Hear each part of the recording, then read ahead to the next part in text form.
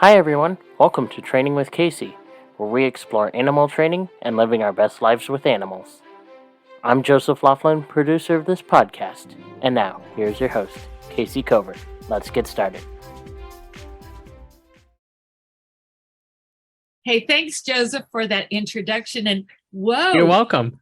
here you are. We're doing this together tonight. That's cool. I know, right? How are you doing tonight? I'm really good. And I love what your podcast is about. What is it called again? It's called the Zookeeper Roadmap Podcast. Okay. Now, correct me if I'm wrong. Don't you want to be a trainer? Yes, I want to be a trainer first and then zookeeper under my belt as well. Okay. So I'm thinking maybe you need to jiggle your title a little bit on your podcast. But in any case, you guys talk about a lot of neat stuff. I think that's really cool. And I've talked in this podcast about getting started in animal training. And I actually spent a lot of time exploring things like integrity. And I forget how it just came up recently where somebody did something that they regretted. And then they tried to shut everybody else down because they made the wrong decision. Oh no, what happened? I'm interested to hear this. Yeah, unfortunately, I can't remember right now. It may come back to me. But I talk about it in the podcast on integrity, where here's an example I do remember. Somebody that was involved in early dolphin training was also involved in capturing dolphins. And then later on, realized that the way they captured them, the way they started the training, and so on was something that he regretted. So then he came out against all dolphins in managed care, all dolphin training. He's been a major proponent against it.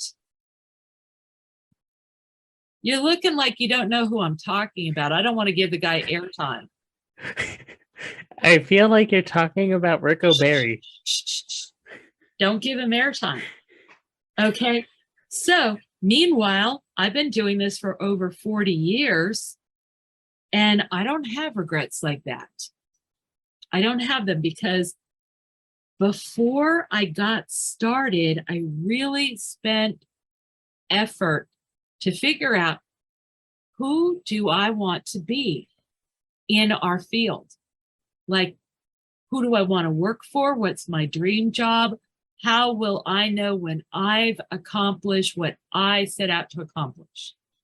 How am I going to resist temptations? For example, I had a volunteer that worked with me who was very ambitious to work for this organization. So what did she do? She started an affair with one of the hierarchy at this place, and he was already married. Next thing you know, he was divorced. And she had a job at this organization. Oh, that's not good. Well, it's not very fair to anybody else. It's one way to do it. That's not the way I wanted to do it. Yeah, no. I wanted to succeed on the merit of my own ability and expertise. I totally agree with you there. But see, you're up against these people that will do anything to get a job. And we see a lot of this in the Me Too stuff going on right now, too. And this is controversial, but I do think it needs to be said. When I was coming up through the ranks as a dolphin trainer, I would go to these conferences and so forth, and there would be a bunch of young women that wanted jobs playing with dolphins, and a bunch of older, creepy guys that were interested in trading access to animal jobs for friendships with benefits. Oh, Yeah. That just leaves a bad picture in my mind now. Yeah, sorry. One woman was at a baseball game and all the prospective employers were there and so forth, and struck out or something like that. And then in a fit of pique, ripped her halter top off and stood there shaking in fury, right? Well, she got a part-time job that I had been offered. Just like that. Yeah, well, I mean, can I prove it in a court of law or something like that? Well, I'm not even going to bother because I don't want to move to another state in order to get a part-time job with somebody that really is just looking for an extracurricular activity. I'm very career oriented. It was very, very important to me for years leading up to actually getting a job. I not only worked as a volunteer, well, as a student worker at Scripps Institution of Oceanarium. I'm sorry, Scripps Institution of Oceanography. And I worked training animals there, and I bought every book, not just on dolphin training, but on dolphins, whales, seals, sea lions. I read them from cover to cover. I took notes. I went to the conferences. I studied. I really pushed myself in my training. And yet I had a really hard time getting my first job. At that time, SeaWorld had never hired a female as a trainer in any of their parks. And I applied at SeaWorld for a job and didn't get one bit of notice. I ended up going across the country to get my first job. Where'd you end up going? Mystic Marine Life Aquarium. So I think I told you this before, but anyway, in case it helps anyone else, what I personally did is I sat down and looked at all the places that I could find. So these professional organizations like AZA, IMATA, they have directories. And if you're a member, you can buy the directory and get the mailing address and the emails and all that for all these member organizations. So I went through that and I figured out at the time there were like 300 places that were listed in the directory. And I figured I might be willing to work at 45 of them for various reasons. Either, the other ones were either in countries where I didn't want to live or, something like that. So I made a resume packet and I made 45 copies of that. And I sent out to all 45 places at once. And out of those, I got 6 replies. 4 of them were thanks anyway. 2 of them were job options. One was part-time, one was full-time. I got the full-time job option. I was the highest paid starting trainer at that time at that institution. It was only like $7,000 a year. So I wasn't very highly paid. And from there, I was recruited to the National Zoo. And I always did a lot of other outreach and other jobs. Like while I was in Boston, I volunteered at the Franklin Park Zoo in the hospital. And I worked as a director of an animal facility at Massachusetts College of Pharmacy. And there I got involved in training monkeys to be aids for quadriplegics. I also worked with kids with severe autism. I got the job training dolphins, so I left all that. But I continued to work with the monkeys. And then I got recruited to the National Zoo. But all the while, I'm also doing all these other projects. Like I worked in theater with animals and did special events with them and all kinds of other stuff. So I was always trying to increase my abilities and my experience roster.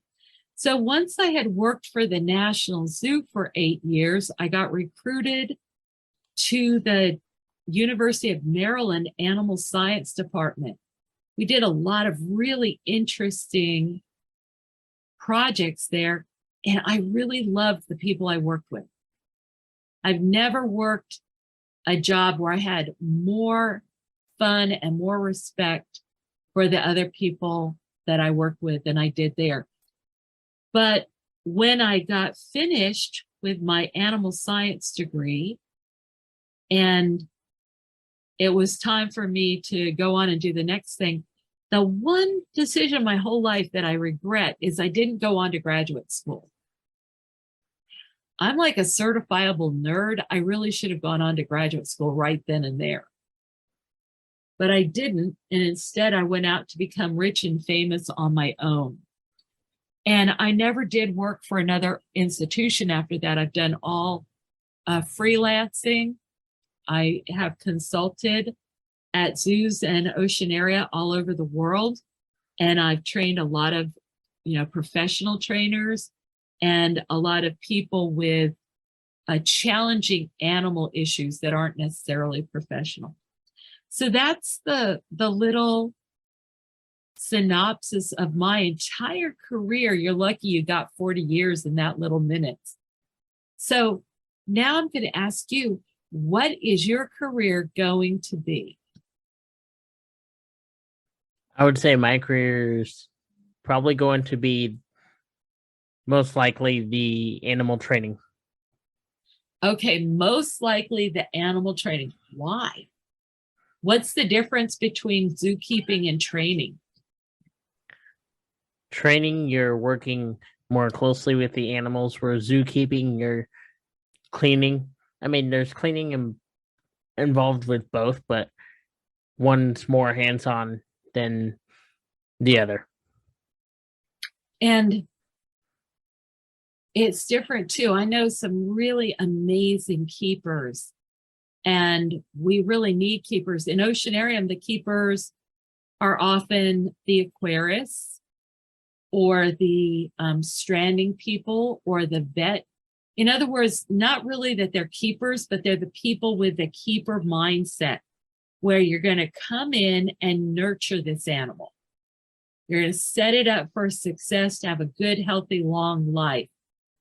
But you're not going to get in there and interface with it so emotionally, so pointedly. Okay, so let me think on that, because actually a lot of zookeepers love to go spend one-on-one time with their animals, of course, and they like to be able to do things with them. And I've seen that they do training sessions, but sometimes their training sessions are more private than public.